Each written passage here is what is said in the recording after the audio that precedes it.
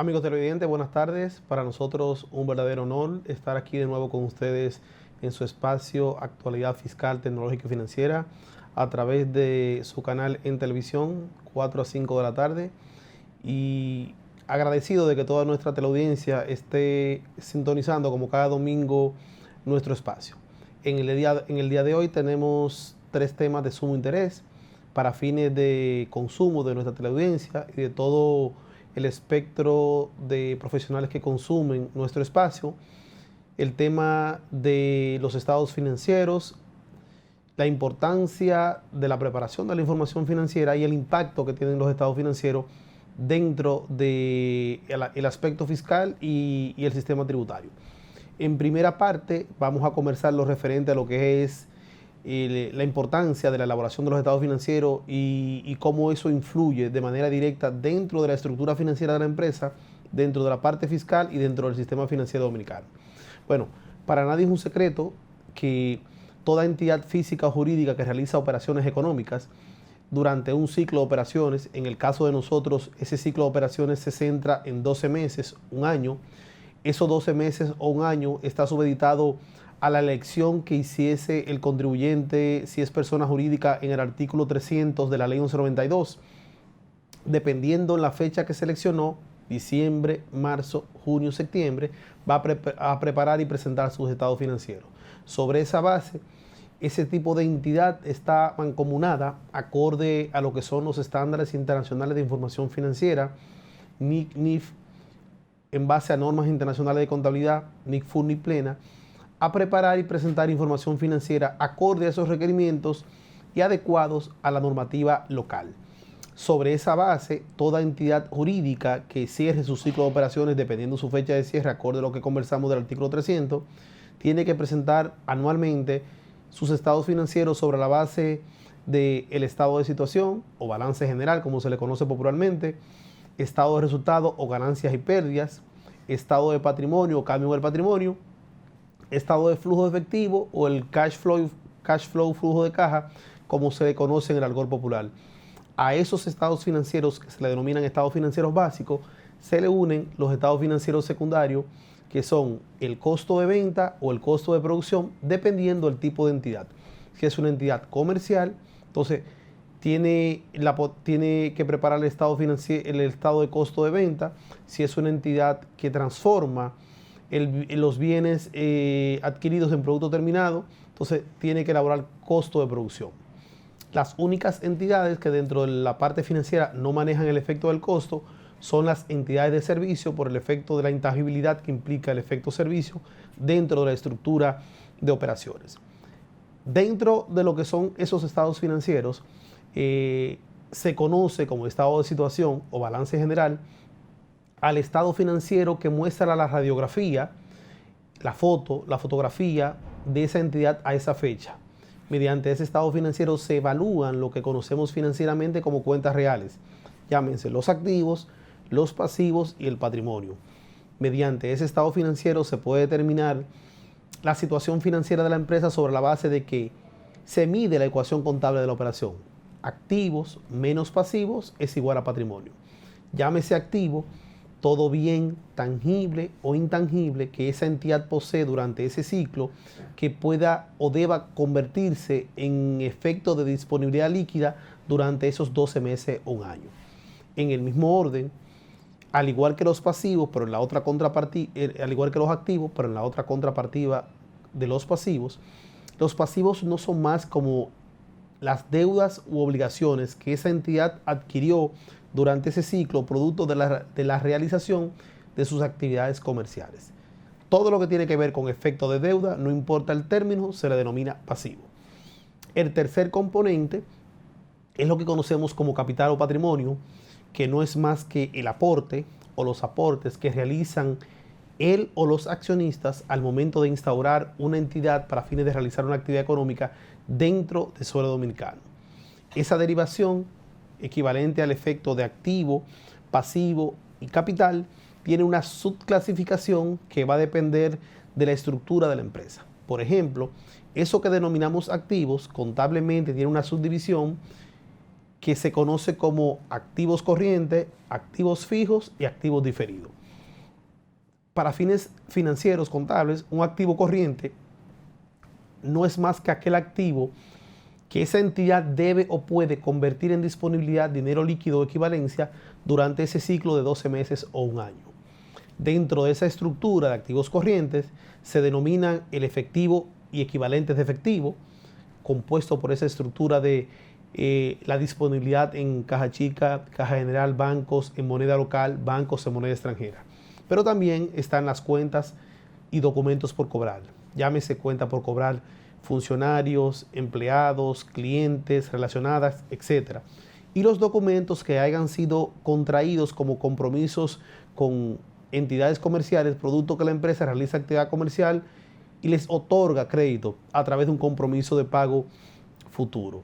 Dentro de la estructura de los activos corrientes también están los inventarios, que dependiendo del tipo de entidad puede ser o un solo tipo de inventario de producto terminado, o si es una entidad, como dijimos ahorita, que trabaja con el efecto del costo de producción, puede tener un inventario inicial y final de materia prima, un inventario inicial y final de producto en proceso y un inventario final inicial de productos terminados.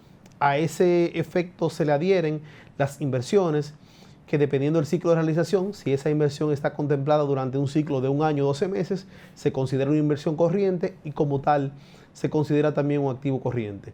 Otro aspecto que se incluye dentro de la parte de activos corrientes son los gastos pagados por anticipado, pagos anticipados, como son las pólizas de salvaguarda de seguro y efectos de protección que se utilizan para fines de custodiar los activos de la empresa. Otra herramienta, otro elemento que se utiliza dentro de los activos corrientes son esos efectos que la empresa adquirió como bienes para fines de mercancía o para fines de materia prima, pero que al momento del cierre de las operaciones, por causa o efecto, la empresa no lo ha recibido. Me explico.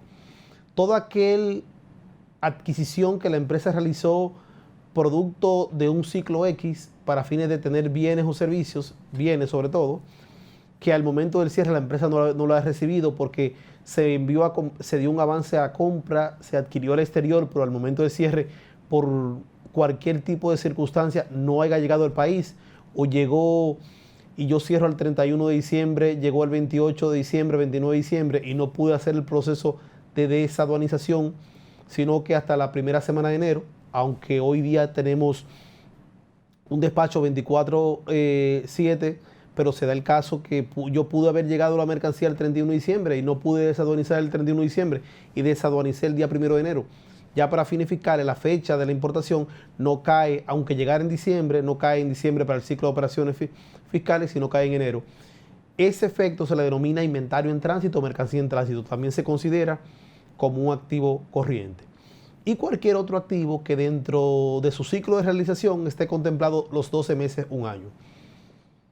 Después del análisis de los activos corrientes, el segundo componente de los activos que conforman la información financiera son los activos fijos.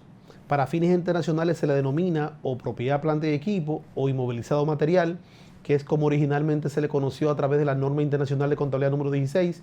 En caso de República Dominicana se le denominan activos fijos y están contemplados dentro del artículo 287 de la ley 1192 como parte de la composición de la estructura de los activos de la empresa.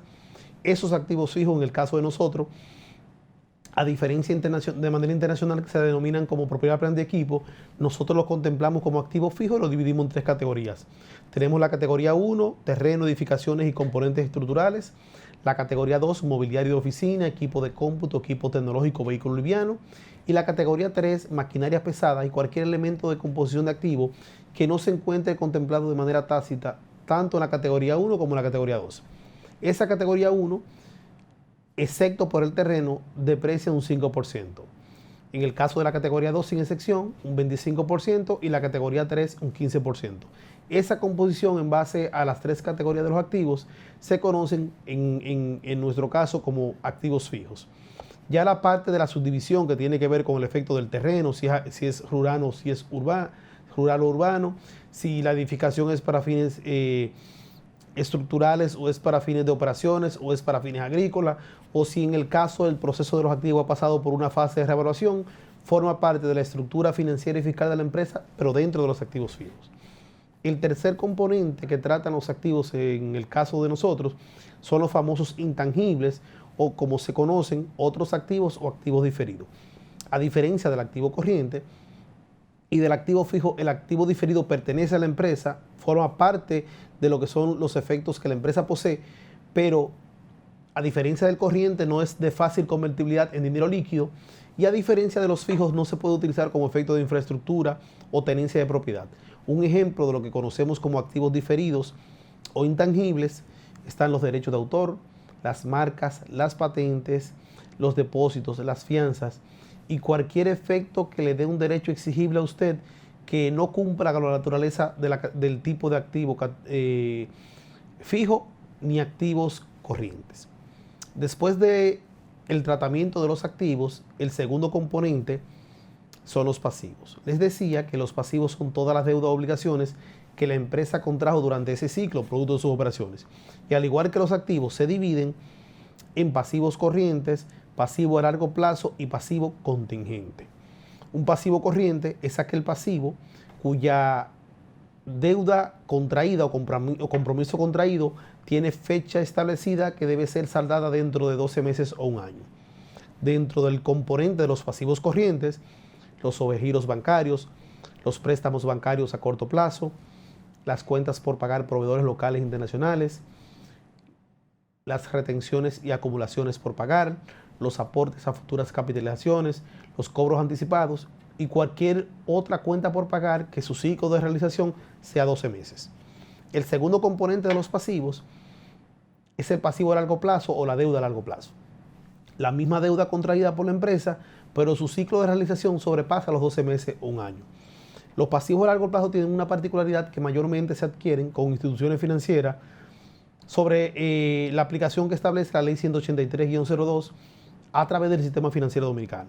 Préstamos comerciales, préstamos hipotecarios, préstamos con entidades del exterior y cualquier efecto de deuda cuyo ciclo de realización sobrepase los 12 meses, incluyendo los préstamos accionistas que sean sobre 12 meses o un año. El tercer componente de los pasivos lo denominamos pasivo contingente. En materia financiera, un pasivo contingente es un pasivo potencial que puede convertirse en un pasivo real o puede desaparecer por el mismo hecho en el futuro que lo provocó.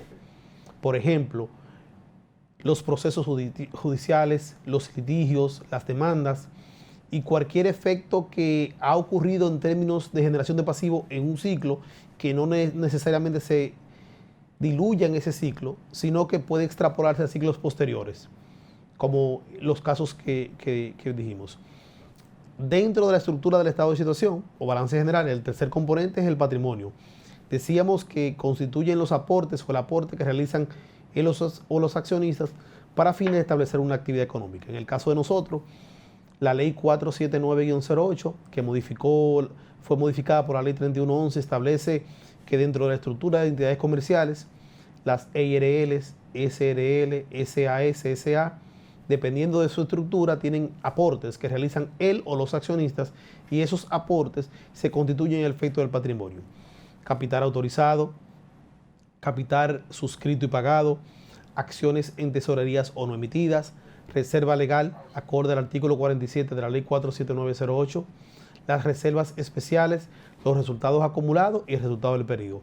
Eso compone el efecto de patrimonio y conjuntamente con los activos y el pasivo, la estructura del balance general. En el siguiente bloque vamos a hablar de la importancia de los otros estados y cómo impacta esa información dentro de la estructura de la empresa. Volvemos en breve.